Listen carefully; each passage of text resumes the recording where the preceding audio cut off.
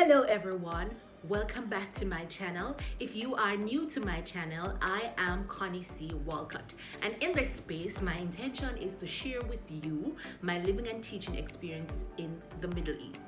And I just want to thank you all for the love and the support that you have been giving me thus far. I am so grateful. If you have not yet subscribed to my channel, go ahead and do it right now. It's free. And please remember to turn on that notification bell so that you can be notified whenever I upload a new video. Now, in this video, I will be sharing with you my first impressions of Kuwait. A number of persons have been asking me to tell them a little bit more about Kuwait, and so I figured that this was definitely a good place to start. So, stay tuned.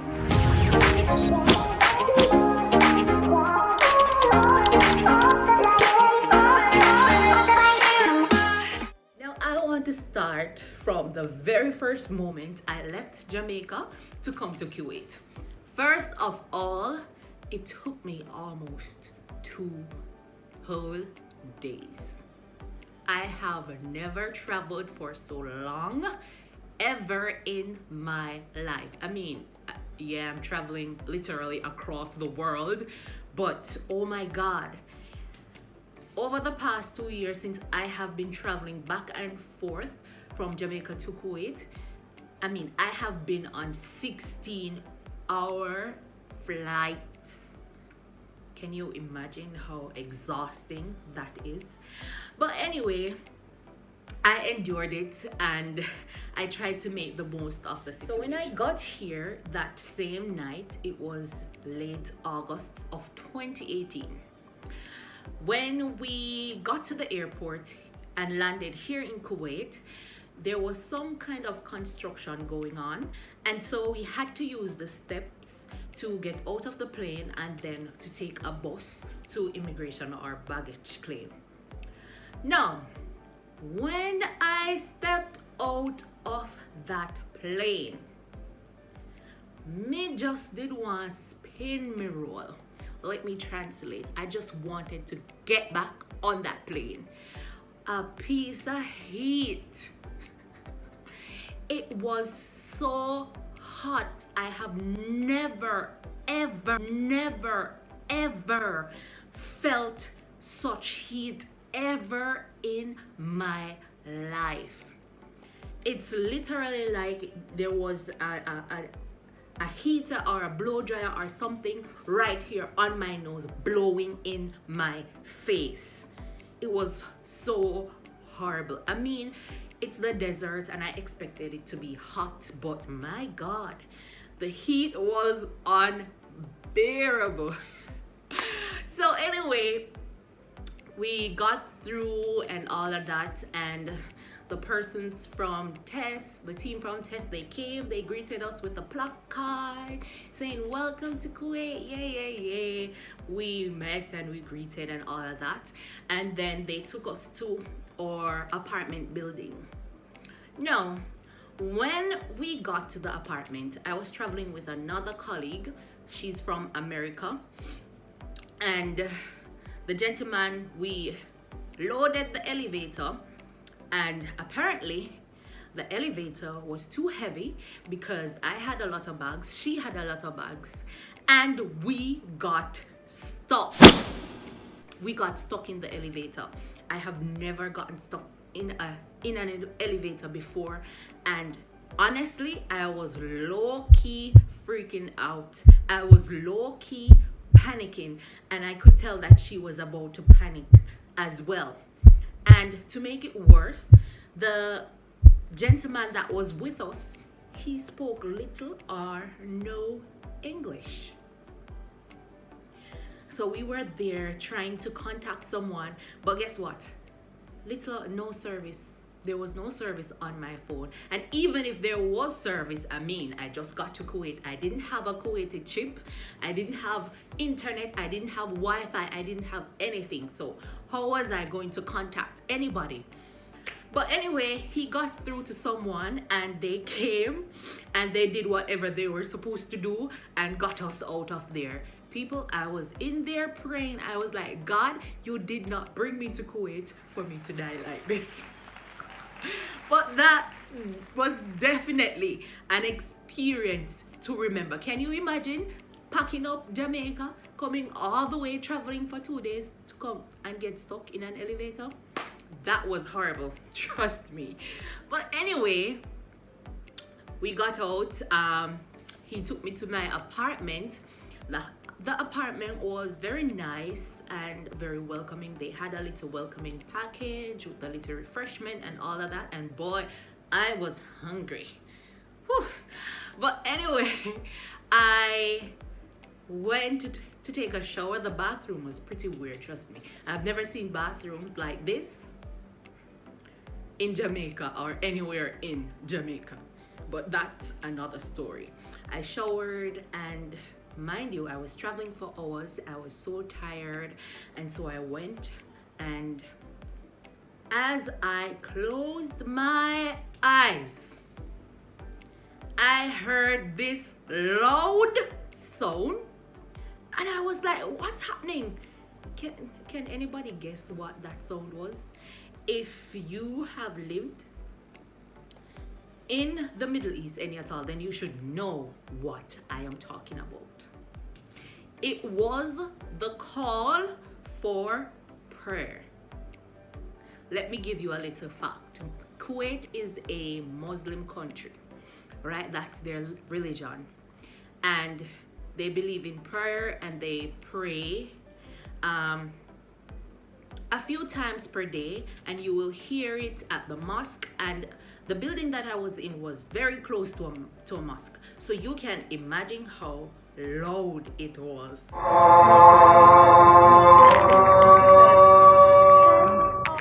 Yep, that's the call. That's a call for prayer. But over time, you get used to it, and it's very important that as expats, we appreciate and respect the culture and religion and the religion here in the Middle East. I just sleep through it now these days. So the next day, they took us out on the road and they brought us to some malls. Kuwait has some awesome malls. I mean, the architecture is awesome, right? And they showed us where we could get some of our necessities and all of that. We went to a few malls. It was like a little mini tour. We went to a few malls, and that's where I had my first culture shock.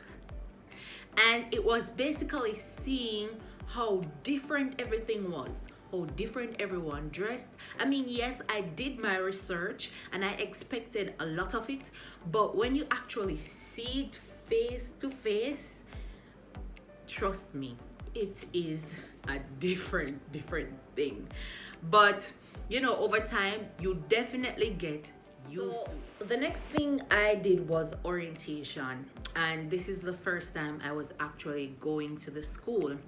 The school is very different from what I'm used to in Jamaica in terms of the building and all of that. It's just like one tall big high-rise building with elevators and stuff like that.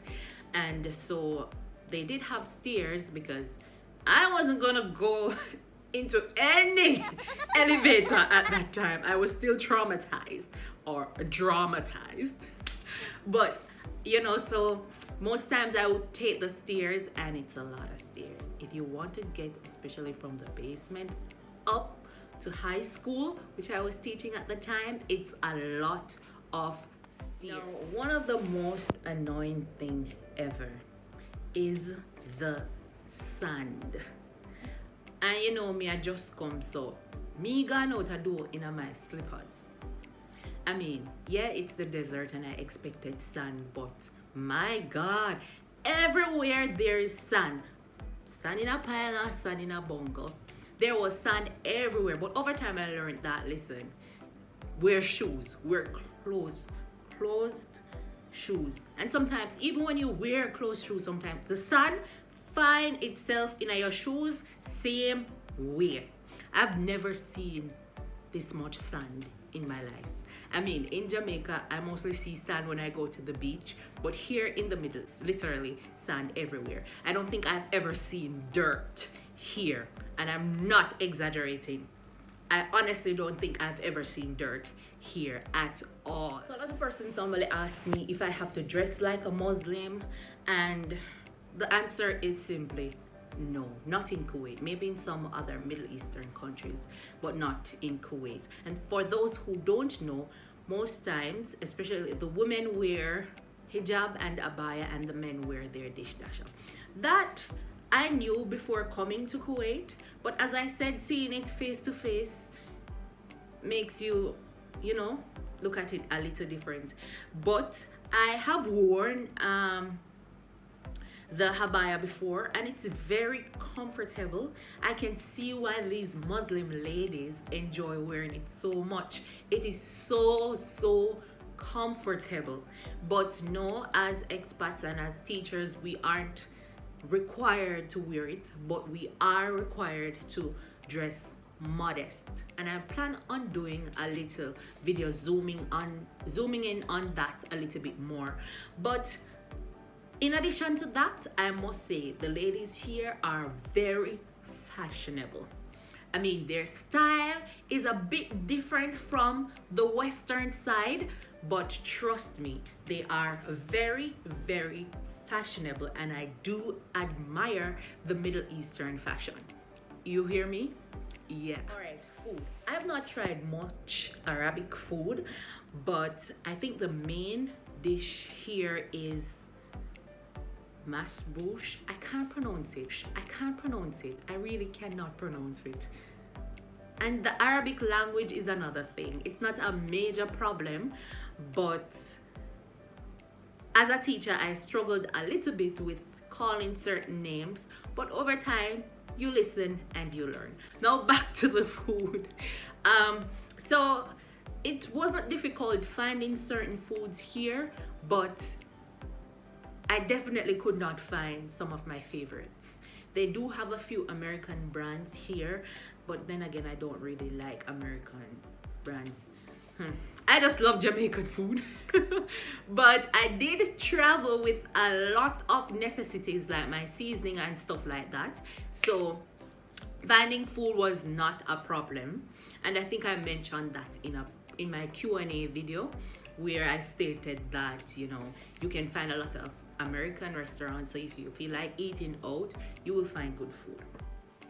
So another struggle that I had was with the money. It really took me a while to figure the money out. By the way, their currency is called Kuwaiti dinar, or KD. And let me see if I can share a little with you. So they have what you call fils. It's like cents. So 1,000 fils makes up 1 dinar.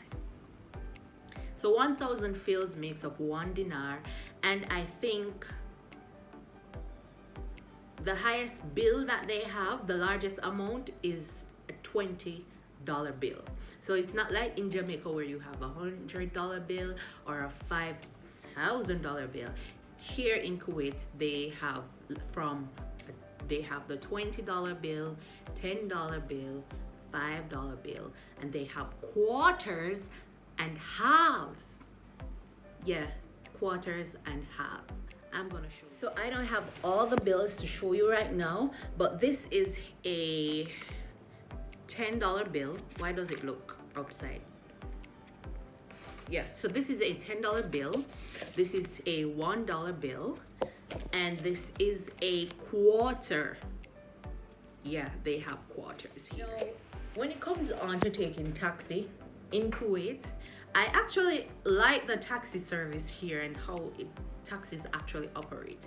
I mean, you are the only person traveling in a taxi at a time, unless you are traveling with friends, and it's only one fare.